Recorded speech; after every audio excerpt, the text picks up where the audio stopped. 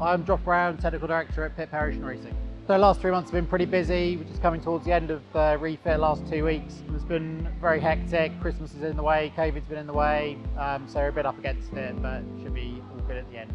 So on the electronic side, we've sort of really tackled the DC side. So we've got new batteries and new wiring on all of that side. We have moved the batteries. They weren't in an ideal location. They're sort of where Pip comes straight through the main hatch, so normally soaking wet. We've got new B&G displays going in. We've got Nemesis here, which is their new type of display. We've got a Zeus up there for the radar, and then another Nemesis and a Zeus in the cockpit as well. Yeah, so as you can see, we're waiting for our new engine to arrive. Refer back to the supply chain issues. The old engine was the original engine, so pretty old, been around the world twice. Various bits falling off it. So we've gone for exactly the same engine and a new alternator system, which I think we'll probably develop more in the next year or so. So on deck, we haven't done too much. There's a lot of servicing and replacing parts, so winches, a lot of the blocks, cars, so ball bearings, that kind of thing that just really get abused on these boats. The winches on these boats are really at the end of their limit. Normally you wouldn't think about having to change big parts of winches, but this boat you kind of have to. A couple of composite repairs we've done here where there's just bits sort of pulling off the boat.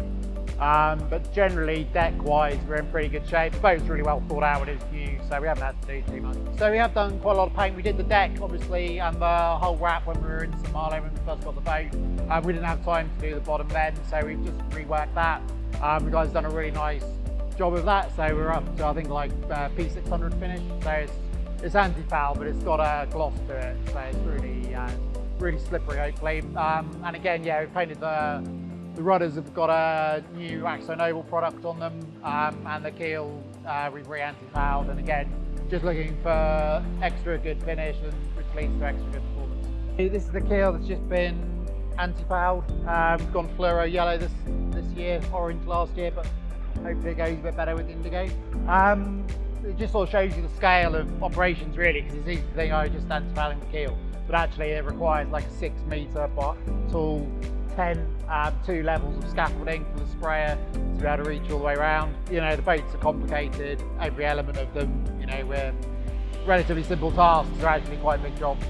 So as part of the rule, all the boats have to have a fluoro colour on the keel, the rudders, and 2 square metres under the hull.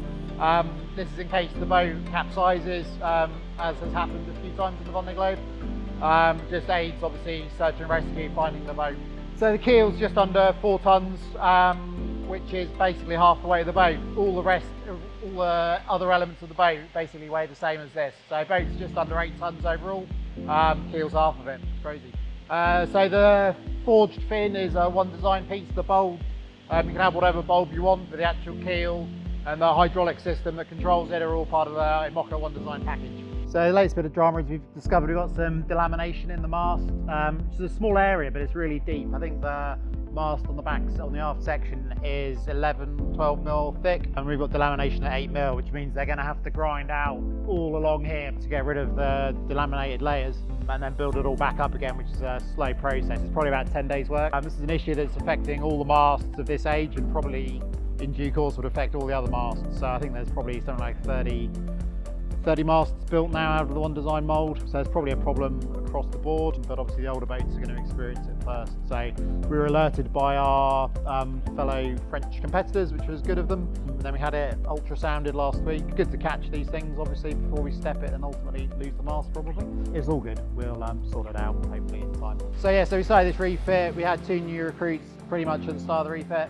Everyone's got on really well. I've got a couple of very experienced subcontractors we use, and a couple of more experienced members in the crew with the 2 ollies. But no, really happy with the new guys, and yeah, all good on the team front. So the most difficult bit of this refit, I think, has probably been supply chain issues, which I know are affecting the whole world and most industries. Anything in-house we've really been able to solve and sort it pretty easily. So when we come out of the shed, the rudder's on, keel on. We're going to hold over the weekend and then go in the water on the Monday morning. If the rig's ready, we'll step that on the Tuesday. Then we're basically rig tuning. We've got sails arriving on the 7th, so they'll go on. We've got a few days between launch and then to sort out engine, water makers, get anything working in the system side. And then yes, test the new sails locally with the sail makers. And then we're under pressure really to get down to Cascais. So I'm kind of hoping that the boat comes together nicely for us and we don't have too many problems.